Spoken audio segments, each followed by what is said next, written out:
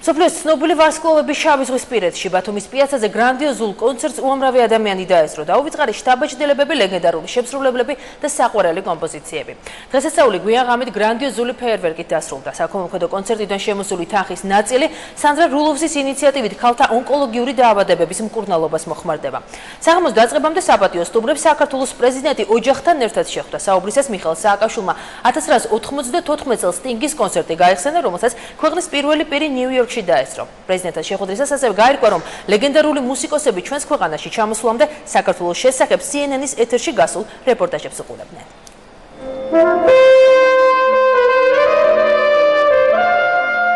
7 წლის შემდეგ კვლავ ქართულ სცენაზე და ქართველი მაყურებლისთვის ამერიკელმა მუსიკოსმა კრის ბოტიმ ბათუმის პიაცაზე კონცერტი ჰიტად ქცეული თავისი ყველაზე ცნობილი კომპოზიციით გახსნა. ეს პირველი შემთხვევა, როცა მუსიკოს აკომპანირებას ეროვნული სიმფონიური ორკესტრი უწევდა ნიკა მემანიშვილის დირიჟორობით. რეპერტუარი კონცერტამდე სრულიად გასაიდუმლოებული იყო. ერთადერთი რისი დასახელების უფლებაც ქართულ მხარეს მიეცა კომპოზიტორ გია ყანჩელის ნაწარმოები ყვითელი ფოთლები იყო. ის კრის ბოტმა პირველად 7 წლის წინ მოისმინა და მას შემდეგ თითქმის ყველა კონცერტზე ასრულებს. საგანგებოდ ქართველი მაყურებლისთვის ქართული კომპოზიტორის კომპოზიცია ამერიკელმა მესაყვირემ კიდევ ერთხელ შეასრულა.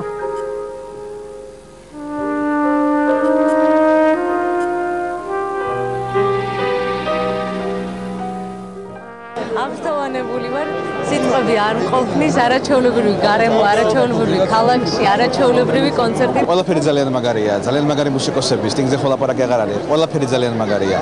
და ასეთი დონის საღამო ბათუმში რო ტარდება, მე ძალიან მიხარია. ძალიან მიხარია, ეს ტრადიცია გრძელდება, რომ ძალიან მაღალი რანგის მუსიკოსები ჩამოდიან ბათუმში. მოგვიანებით სცენაზე ბოტი მისმა განუყრალმა მუსიკალურმა პარტნიორმა სტინგმა შეცვალა და მაყურებელს ქართულად გამარჯვებით მიესალმა. გამარჯობა! გამარჯობა!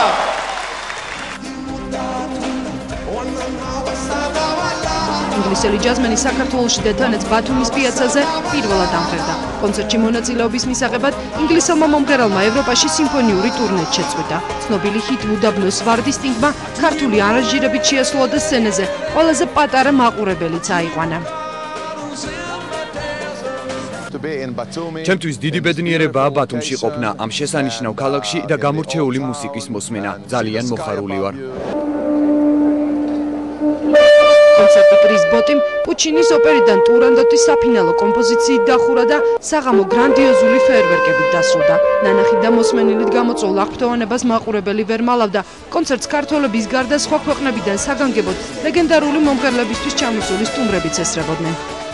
ფანტასტიკური ადგილი და ფანტასტიკური კონცერტია, როცა გავიგე რომ სტინგი თქვენს ქვეყანაში ჩამოდიოდა, ბილეთი დაუფიქრებლად ვიყიდე და ჩამოვედი. საღამოს დაწყებამდე კი ვარსკვლავის პირადად საქართველოს პრეზიდენტი ოჯახთან ერთად შეხვდა. კრისბოტი საქართველოში პირველად 2004 წელს ჩამოვიდა ჯაზ ფესტივალზე. მაშინ მას პირველი ლედი სანდრა ელისაბედ რულოვსი პირადად შეხვდა. სწორედ მაშინ კრისბოტის ხიზილალა მოსწონებია და ამჯერადაც ამერიკელ მუსიკოს სანდრა რულოვსმა ის საგანგებოდ გადასცა. მიხეილ სააკაშვილმა სტინგს ნიუ-იორკში 1994 წელს გამართული კონცერტი გაახსენა, რომელსაც თავად დაესწრო. აღმოჩნდა, რომ ვარსკვლავებმა ბათუმში ჩამოსვლამდე CNN-ის ეთერით საქართველოს შესახებ მომზადებული სიუჟეტებიც ნახეს. გამარჯობა, მიხარია რომ აქ ხედავთ. როგორ ხართ? ხიზილალა მოუტანეთ? კი. CNN-ზე გნახეთ, მართლაც არაჩვეულებრივი იყო. დიდი მადლობა. გამარჯობა, კეთილი იყოს თქვენი ჩამოსვლა.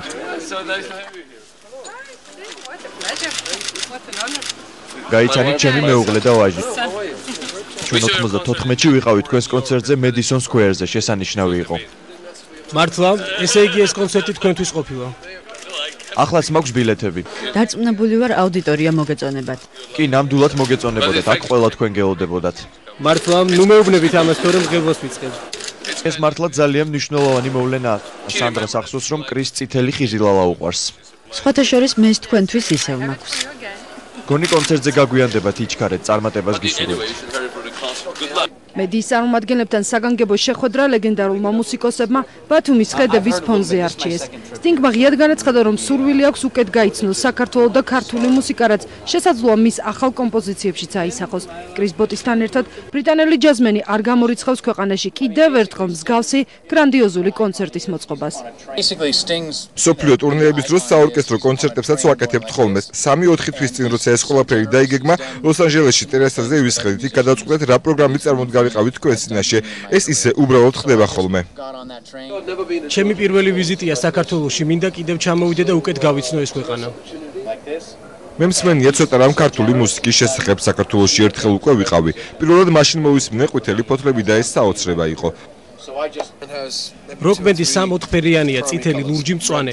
სიმფონიური ორკესტრი კი ფერების მთელი პალიტრაა. ის ძალიან მდიდარი და კომპლექსურია. ორკესტრი რითმულად ბევრი საინტერესო რამის საშუალებას იძლევა. ჩემთვის ეს ნამდვილი გამოწვევაა. ზოგი კომპოზიცია ვერ ერგება ორკესტრს, მაგრამ ზოგი ძალიან კარგად გამოდის. საყვირზე დაკვირსურვილი თავისით მოვიდა ჩემთან სხვა ინსტრუმენტებისგან გამოვარჩიე. მაშინ მაილს დევის უსმენდი, ეს ის მარცვალია, რომელიც ჩემს გონებაში ღრმად ჩაინერგა.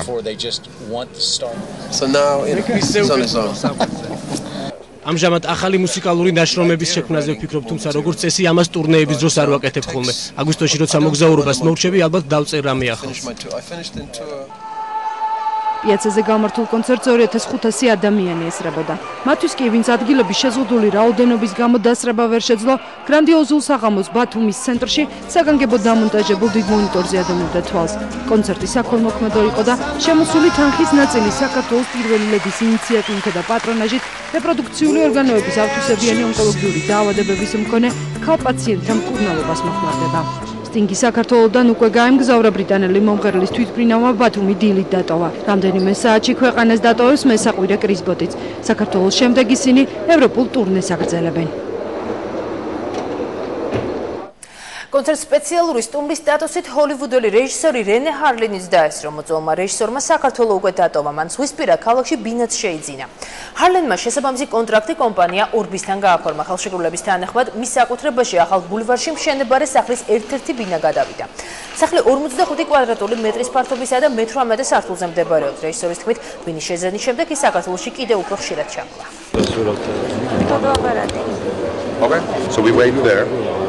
ბათუმი ძალიან ლამაზი ქალაქია, მე აქ უკვე ბინად შევიძინე. ძალიან მწუხარ, რომ ლოს-ანჯელესში დაბრუნება მიწევს, მაგრამ აუცილებლად დავბრუნდები. მე საქართველოში უკვე სახლიც მაქვს, ამიტომ აქ ხშირად ვივლი.